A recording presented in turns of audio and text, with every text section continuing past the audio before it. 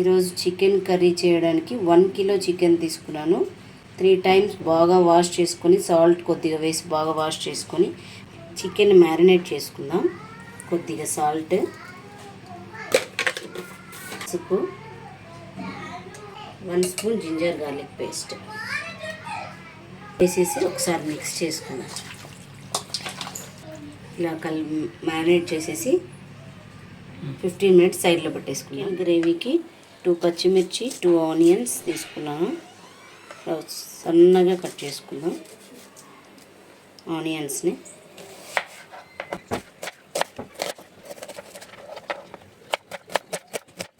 ఇలా onions cut చేసుకునేసి ఇప్పుడు స్టార్ట్ చేద్దాం. పెట్టేసుకొని నేను కుక్కర్లో చేస్తున్నాను. స్టవ్ పైన కుక్కర్ పెట్టేసుకొని ఆయిల్ వేసుకుందాం.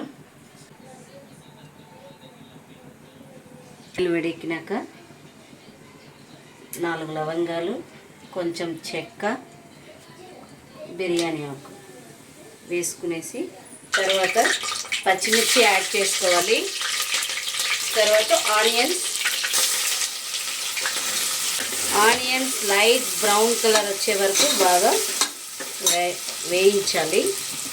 ఆనియన్స్ త్వరగా వేగాలంటే కొద్దిగా దాంట్లో సాల్ట్ వేసుకుంటే త్వరగా వేగుతాయి కాబట్టి సాల్ట్ కొంచెం వేసుకోవాలి. ఆనియన్స్ బ్రౌన్గా వేగిపోయినాయి. ఇప్పుడు అలా జింజర్ గార్లిక్ పేస్ట్ 2 స్పూన్స్ వేస్తున్నాను. అప్పుడే మ్యారినేషన్లో 1 స్పూన్ వేసాను, సరిపోతుంది. జింజర్ గార్లిక్ పేస్ట్ వేగిపోయిన తర్వాత మ్యారినేట్ చేసిన చికెన్ని వేసేసుకుందాం. కొంచెం హై ఫ్లేమ్లోనే వేయించుకోవాలి చికెన్. కొద్దిసేపు చికెన్లో వాటర్ అంతా పోయేదాకా ఉడికించుకోవాలి. మసాలా వేసుకుందాం. ఒకసారి మిక్స్ చేసుకునేసి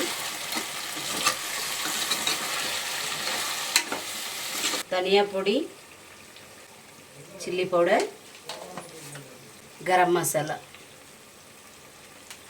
చికెన్ మసాలా 1 స్పూన్ వేస్తున్నాను.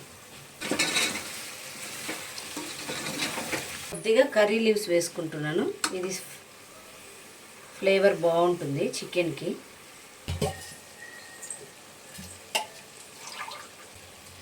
ఇప్పుడు వాటర్ వేసేసుకొని సరిపడా వాటర్, కొద్ది మరీ ఎక్కువ వాటర్ వేసుకుంటున్నా, థిక్ గ్రేవీ లాగా వచ్చేలాగా వేసుకుంటున్నాను. 1 గ్లాస్ వాటర్. అయితే ఇందులో టమాటా యూస్ చేయండి నార్మల్గా.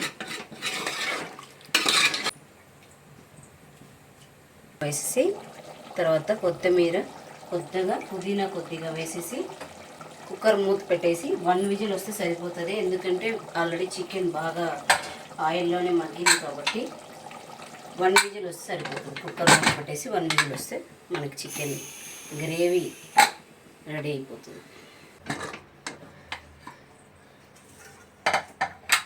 చికెన్ గ్రేవీ అయితే రెడీ అయిపోయింది.